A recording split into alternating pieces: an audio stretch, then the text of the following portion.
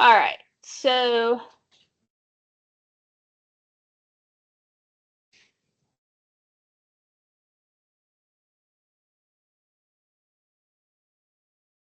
now that I'm recording and sharing this, so I can post the videos for my online students. Let's get started. So that's the wrong PowerPoint.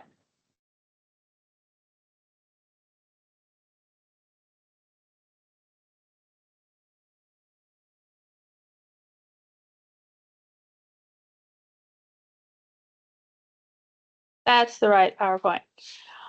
Okay, so it's absolutely Monday because obviously I can't listen to the right file at the right time. All right, so this chapter was about designing networks and how they are connected to each other. The book is it's very long-winded in some cases about this. So I don't know. Some of you may have had some networking classes already. Now we have manuals. Okay. So we're going to talk about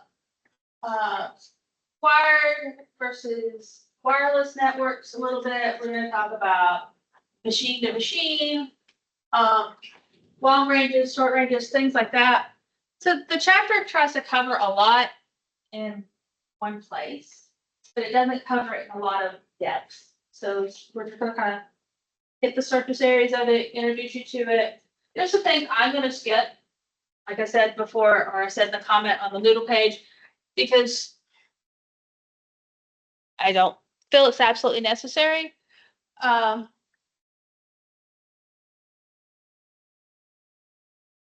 So there are some other types of networks that you may not have heard in some of your other classes. So we talk about LANs and WANs and things like that.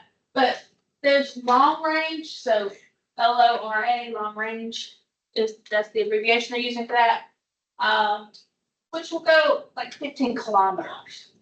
That's a lot of transmission overall ride space. Zigbee is 20 meters, so a meter is about 3 feet if you want to do the math in your head. And I'm gonna be honest with you, this is the first time I've done a lot with Zigbee myself. I may even be pronouncing it wrong. So I'm gonna learn a little bit too. And of course, y'all are all familiar with Bluetooth and how it's short range because your headphones and your phone have to be within a certain amount of space for each other to work, right?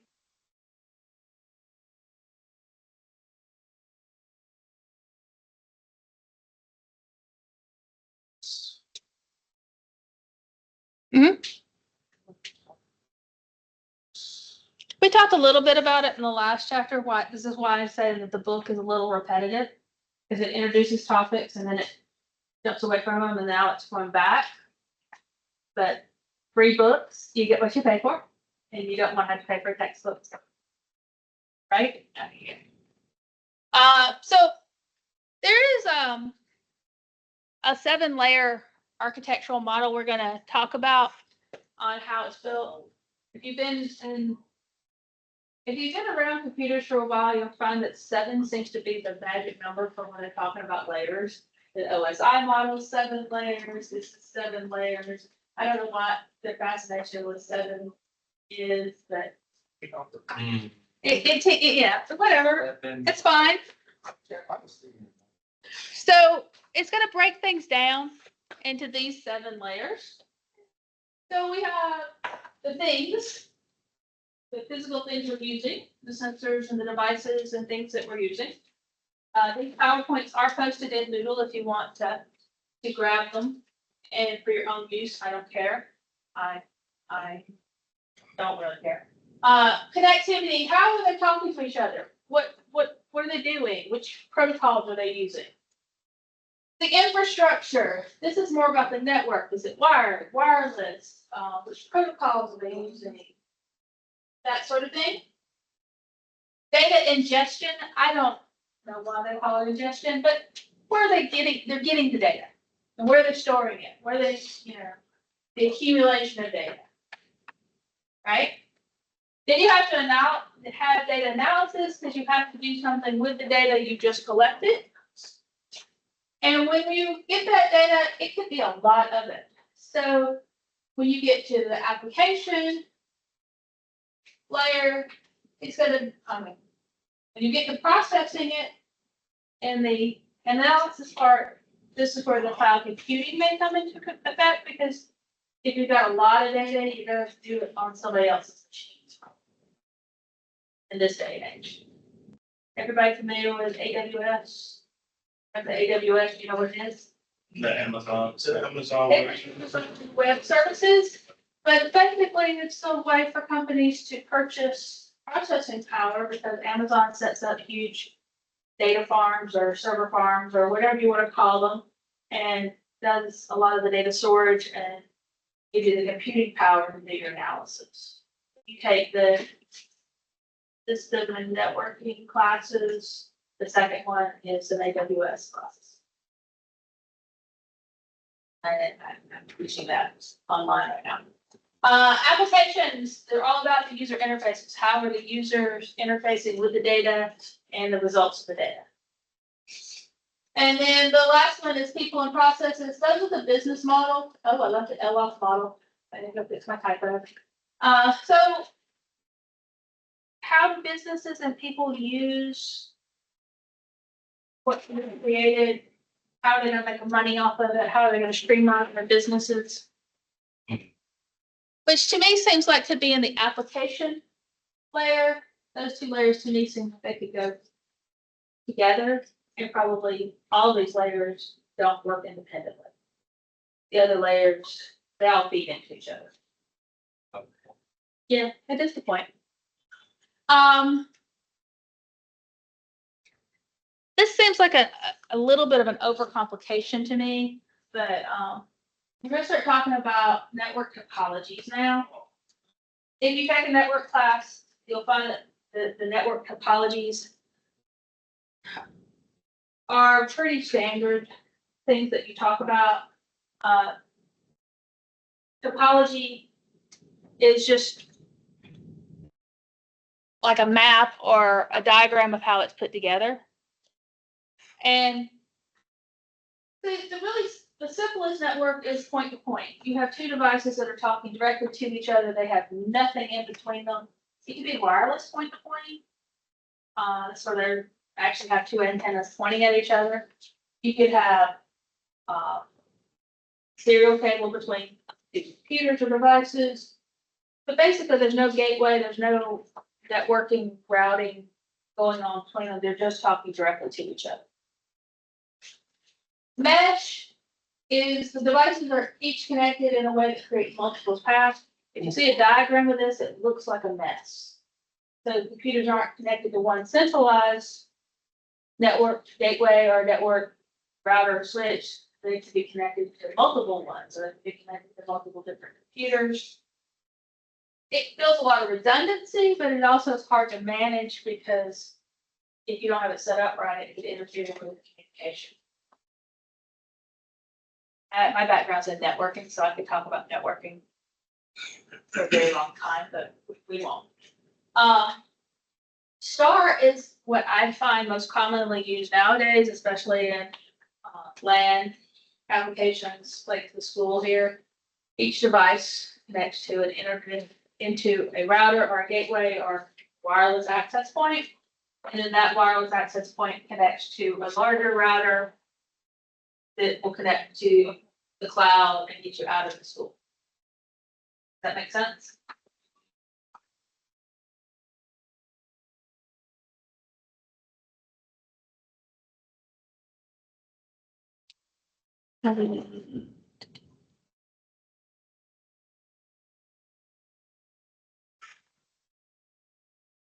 Oops, this slide is not supposed to be in there. Ignore that slide. I'll go get it out. I use the template. So the first thing in IoT that you really have to define is what is a smart object. because that's basically what we're doing. We're building a network of smart devices. It could be a refrigerator, it could be your phone, it could be a whole city, but we're developing smart devices and linking them together. Right? So there's 5 things that make it a smart device. It has to have some sort of sensor that collects data. Or it's got to have a power source. It could be batteries, it could be solar panels, it could be directly wired into an electrical source. But it's got to have some sort of power. The actuator is the part that actually does something. It could be a physical device that turns, or a switch that turns on or off, it could be an LED turning on or off, but it does something once the data is collected. Communication device, how is it connected to the device? Is it got a wireless antenna in it? Is it hooked up to a LAN or a WAN? But it's connecting somehow.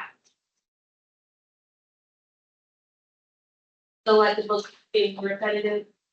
And a tiny computer. In our case, it's our Arduino chip.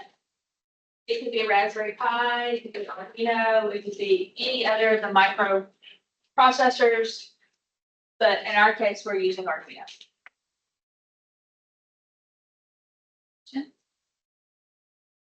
Comments?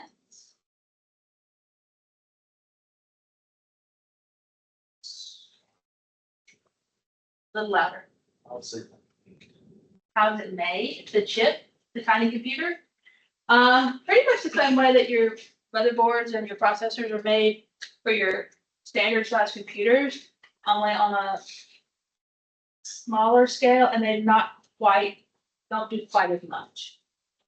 So that's the reason they collect data, they store it, and they send it out, get it back. But it's not as elaborate as your motherboard would be. But it's a bunch of transistors on a chip making decisions.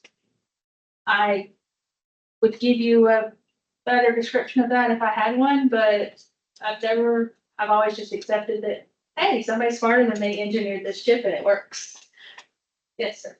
Just to be sure, this relates to like the 3-step model that we were talking about, like, I believe it was last week, 8 sense, configure, and actuate. Right, so the 3-step model that we talked about last week is a much broader thing. Now we're drilling down into the individual pieces inside of that. What I am learning about IoT is, while I've used it and understand it, there's a lot of terminology that I didn't teach myself. I just did it as I did it. So now we're all learning together the proper terms for things that. You know, proper terminology, like a tiny computer. Well, and I'm gonna be honest with you, I've been in computers. I graduated in 1999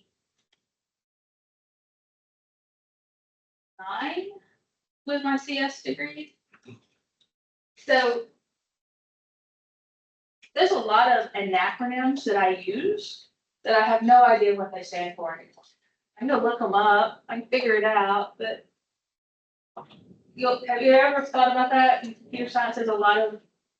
They probably don't exist anymore. Well, they exist, but we don't talk about RGB. We say RGB values all the time, but not everybody knows it stands for red, green, blue.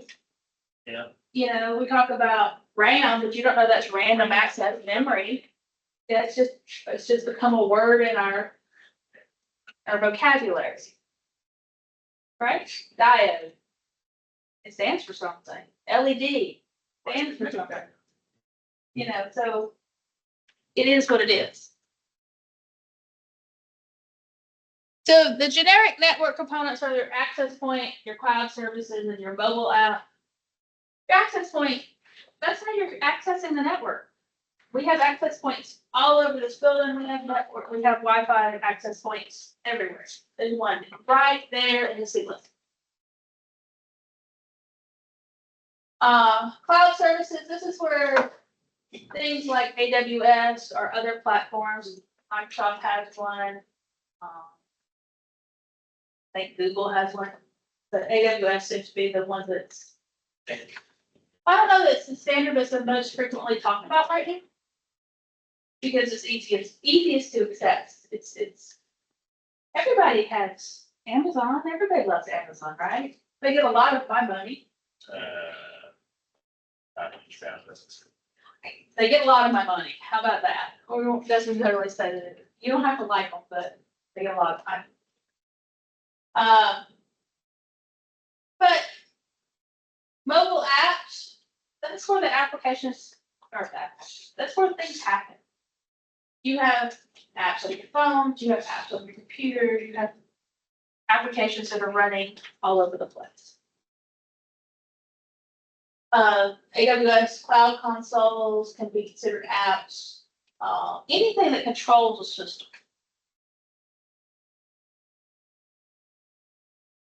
I want me next week to show you some AWS, what it looks like.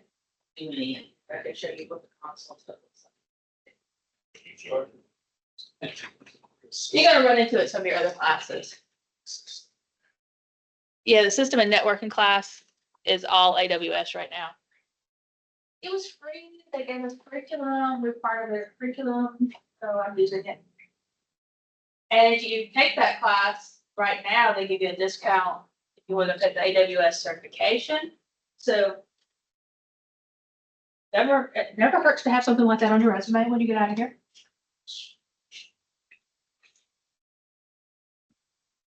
All right, so if we pull it all together, you have a sensor that talks to some sort of base station, that talks to something in the cloud, some sort of server in the cloud, and then it sends it off to a control station to do something. Honestly, this is not a straight line because usually it's sending the data to the cloud and then it's probably sending the data backwards to the device to do something. Right? So it's kind of a U. It makes a U-turn. So the sensor forwards all of the data to the base station. The base station sends it off to the cloud to be analyzed. Thank you. God, English, hard day. Analyze the data, do something with it, make some decisions, make smart choices, and send it back. The control station is the one that's going to actually do whatever it's told it, whatever the analysis predicted, decided. That's where the action happens. So there's two very basic types of networks, wired versus wireless. You don't see a lot of IoT actually on wired because it kind of is against the definition of Internet of Things if it's not connecting to the clouds. Sensors, gateways, and servers are actually have physical connections. They're plugged into a wire on the Cat5 cable. It could be coax cable. It could be whatever is transmitting the data. It could be fiber. But it's rare that you see a full deployment that's wired. You might see it wired inside your home. My house has network cable running throughout it. That's when we built it ourselves. We wired it that way. But honestly, we don't use it in most of the house anymore because wireless is so much easier.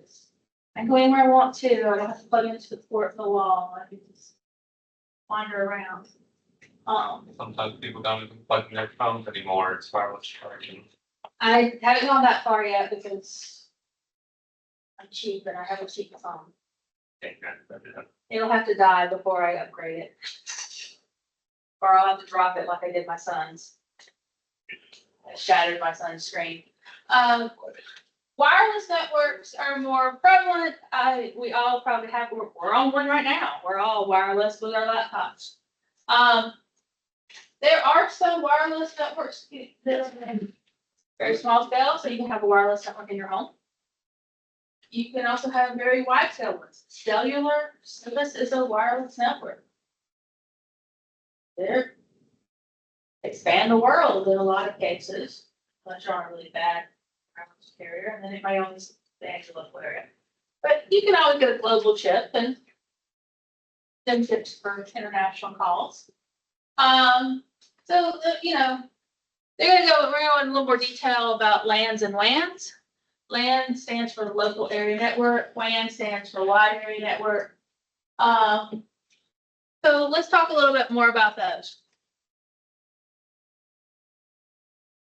So we have the smallest of what I consider a LAN, which is your home network. You may have all of your devices in your home wired together. They go through your central access point to the world. It can be a cable router, it can be a DSL router, it could be whoever's providing your internet service into your home router. Inside of your home, you may have a secondary device for wireless, or you may all come off with the same device. My house is got a couple of different wireless access points because it's a log home with very thick wooden walls, and the signal doesn't travel very well through them. So our main access point is in the basement, so I had to put a second wireless access point on the main floor. It's the signal strength is just bad. Yeah. I'm gonna be honest with you, there's very few IoT devices in my house because my husband will not let me have an Alexa or any kind of device like that because he doesn't like that they report everything. But I think his phone's not recording everything he's saying, but you know. Or hackers, people just love to. Yeah. He's just conspiracy theorist, you know, it's everybody lives with one. A general LAN is usually something that you find in a business or an educational institution, like here in West Georgia, we have a LAN for the campus. The devices, the IoT devices you would see here would be more of monitoring things like all the Coke machines now have card readers on them. So those are basically IoT devices because they're connecting to the internet, making sure you have money on your card, charging your card, giving you a drink. If you scanned your card and you didn't have sufficient funds, it's not going to give you a drink. Or in my case, it always comes back with an error message, and then I have to figure out about cash. Extra cash, they get. I don't carry cash. I don't know about you guys, but in the last 5 years, I've stopped carrying cash. Yeah, we all pay with debts nowadays. Yeah. So they also can use IoT devices to monitor and manage things. The doors, the ones that have card swipes on them, we can manage access and limit access to those. There's a student lounge next door that once you've reached a certain level that you have access to based on your IDs, right? And we can keep other students out because their IDs don't work. We keep the dorms locked that way too, I think. Haven't been in a dorm in a while. WANs are going to be more connecting locations together. So Microsoft has a WAN, connects their Seattle office to their Atlanta office to their Beijing office to their offices everywhere, right? Cellular networks is the WAN that the majority of you all use on a daily basis. It covers geographic expanses, whole cities, global things. If you had IoT devices monitoring your tractors and it can cover agricultural fields, production rates. You know, most of our farms are now corporate farms, so they keep up with those. They want to know how much field's producing. They can keep up with that. They want to know how much water is in the soil. Are the levels of saturation? They have sensors for that.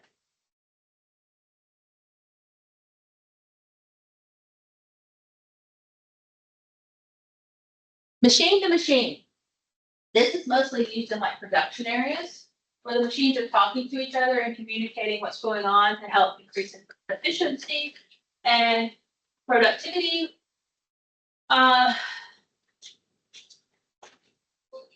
You see this in manufacturing facilities, because if one section of the facility is producing at a slower rate, then the other sections need to slow down, and vice versa. It's mostly just different machines talking to each other. There's no human interaction. They control themselves based on the data or sensitive inputs. You'd hate to, y'all are not young, y'all are all too young to get this reference, but there was a I Love Lucy skit where there's a candy factory, she's loading pizzas into a box and it goes too fast and there's too much candy. And so this eliminates things like that. It keeps up with whether or not the loading zone is overwhelmed with product and it stops sending the product. You don't want that to happen in a company because then you're costing your company money, but. And that's pretty much all I had from the chapter. Are there questions? Yes. So to what extent do those machine-to-machine networks work? Like, I know the output of one might become like the input of another, but Well, like I said, it's mostly in industrial applications that I've seen.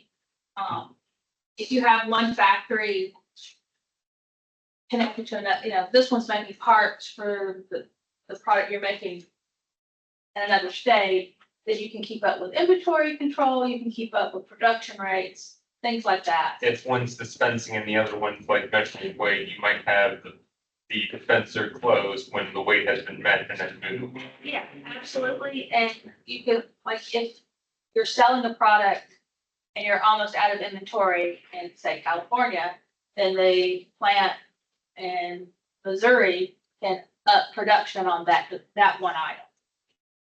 And you keep your supply chain running and you keep your inventory levels high, you keep production running. Because companies are all about making money, and if they run out of inventory, they can't sell you anything and they can't make any money. And better, with it all being machine to machine, you don't have to hire as many people. Right. And machine to machine has its advantages that there's not people involved, but it also has the disadvantage that it doesn't have people involved. So there's nobody making judgment calls. Mhm.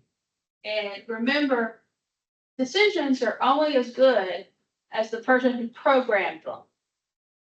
So if the programming is not accurate or it's not up to the level, it's gonna make the wrong decision. There's a reason AI is still limited, because it's still having to be programmed with how to make those decisions. Your brain is a huge computer, but it makes a lot of decisions, and it can make decisions on judgment calls and emotions stuff that can be. Yes, sir. How dumb can a smart device get before it's no longer considered a smart device? I don't know that that's been defined. I don't have an answer to that question. Is like pressing a button that opens a door technically a smart device? Now, that's a physical device. That's a switch on or off. Fair enough. There's no decision in that. If you press the button, it activates. Now, a digital lock is a smart device because it has to make a decision. If it's just a physical button, the light switch is not a smart device unless it's being controlled remotely.